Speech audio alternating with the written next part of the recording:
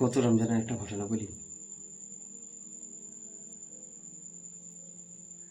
একটা মানুষ প্রতিদিন মসজিদের প্রথম কাতারে বসত, ইফতার করতো, তারাবি পড়তো, কোরআন পড়তো।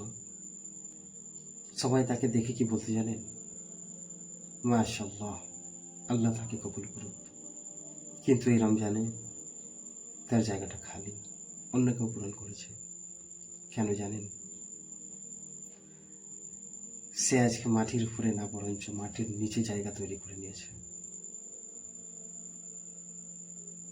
সে অন্ধকার ঘরে খবরে শুয়ে আছে।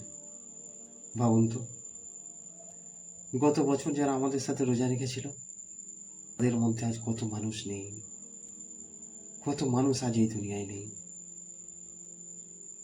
তারা চলে গেছে, কিন্তু আমরা এখনো বেঁচে আছি। কেন জানেন? কারণ আল্লাহ আমাদেরকে আর একটা সুযোগ দিয়েছে। এই মাসটা সেই মাস যে মাসে কোরআন নাজিল হয়েছে। এই মাসে আছে সেই মাস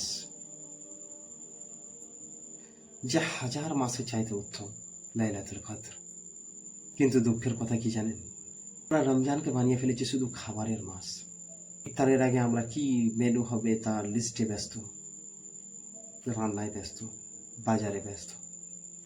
কিন্তু আমরা ভুলে গেছি আসলে রমজান এসছে কেন। যখন রমজান মাস আসতো আমাদের নবীজি মুহাম্মদ সাল্লাল্লাহু আলাইহি ওয়াসাল্লামের জীবনে,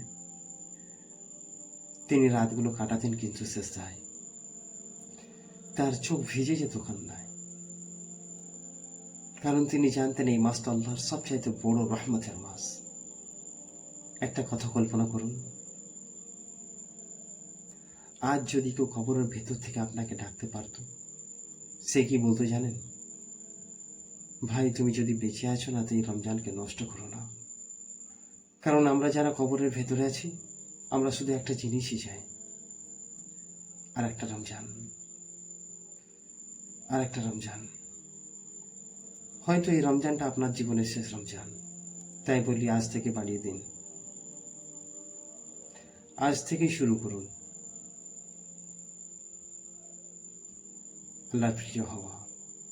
সিজদা বাড়িয়ে দিন, আল্লাহর কাছে কান্না বাড়িয়ে দিন, নিজের মাগফিরাত বাড়িয়ে দিন।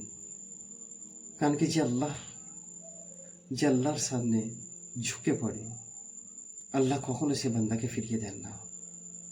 যে সত্যিকারে কাঁদে আল্লাহর কাছে, আল্লাহ তাকে কখনো ফিরিয়ে দেন না। আল্লাহ আমাদের সকলকে ক্ষমা করুক, আর রমজানকে বোঝার তৌফিক দান করুক। আমিন। আমার সাথে যদি আপনারা সকলে একমত হন, অবশ্যই কমেন্টে আমিন লিখবেন। আল্লাহ আমাদের সকলকে রমজানকে বোঝার তৌফিক দান করুন, তার গুরুত্ব, তার মর্যাদা বোঝার তৌফিক দান করুন। আমিন।